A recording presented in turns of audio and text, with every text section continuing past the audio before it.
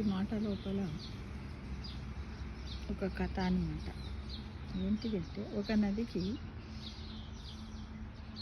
వరదలు వచ్చి చిన్న ద్వీపం ఒకటి నీటితో నిండిపోతుంది. అక్కడ నివసిస్తున్న ఒక సాధారణ ఎలుక ఒక తాబేలుతో అన్నది, మిత్రమా, మీరు నన్ను నది దాటించగలరా అని ఎవరు అడిగారు? ఎలుక తాబేలుతో అన్నది, మిత్రమా, మీరు నన్ను నది దాటించగలరా అని తాబేలును ఎలుక అడిగింది.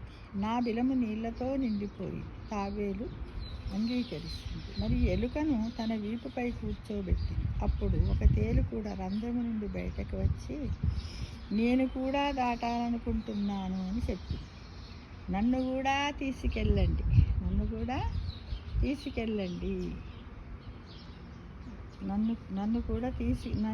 తీసుకెళ్ళండి అని అడిగింది. ఎలుక అంది, కూర్చోవద్దు, ఇది విషపూరితమైనది, నన్ను కాటేస్తుంది. అప్పుడే సమయము తీవ్రతను పసిగట్టి తేలు చాలా మర్యాదగా పలుకుతూ, బ్రదర్, నేను కాటివేయనని ప్రమాణం చేస్తున్నాను, నన్ను వెంట తీసుకెళ్ళండి, ప్లీజ్. తాబేలు ఎలుక మరియు తేలును ఎక్కించుకొని నదిలో ఈత ప్రారంభిస్తుంది. తాబేలు ఏం చేసింది? పాపం దాని వీపుపైన ఎలుకను తేలును రెండింటిని ఎక్కించుకొని ఈతను ప్రారంభించింది.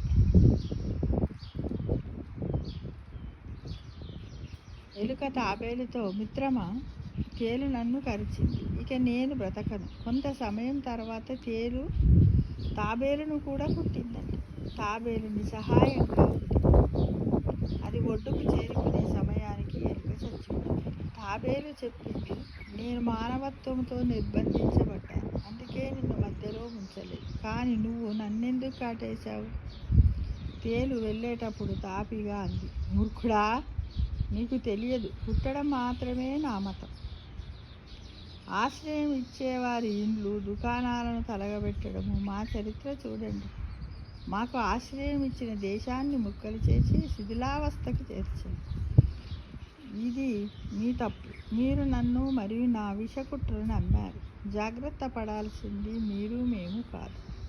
మా జాతి పెంపకము, మతము, చదువు అన్నీ విషపూరితమే. జ్ఞానులకు కూడా ఇదొక సూచన. అంటే చూడండి, మనము ఎవరైనా ఏదన్నా చెప్పినట్టయితే కథ ద్వారా ఏం తెలుసుకుంటున్నాం ఫ్రెండ్స్? గుడ్డిగా నమ్మకూడదు. వాళ్ళు ఏంటిది అనేది మనము ఆలోచించాలి ఆ వ్యక్తి. అంటే ఇక్కడ చూడండి, పాపము తాబేలు ఎలుకను నమ్మింది కదా. ఎలుక అడిగింది, తాబేలు ఎలుకను నమ్మింది. అట్లానే తేలు కూడా అడిగితే నువ్వు పుడతావంటే పుట్టను, నేను ప్రామిస్ చేసిన, మాట ఇచ్చినా, అవునా అనుకున్నది. కానీ ఎలా జరిగింది మిత్రమా? చూడండి, అంటే మనకు ఏది ఉన్నప్పటికి కూడా మనము అంటే జ్ఞానంతో ఉన్న వాళ్ళం, మనం కొంచెం ఆలోచించే నిర్ణయాలు తీసుకోవాలి. ఈ కథ ద్వారా తెలుసుకున్నాను.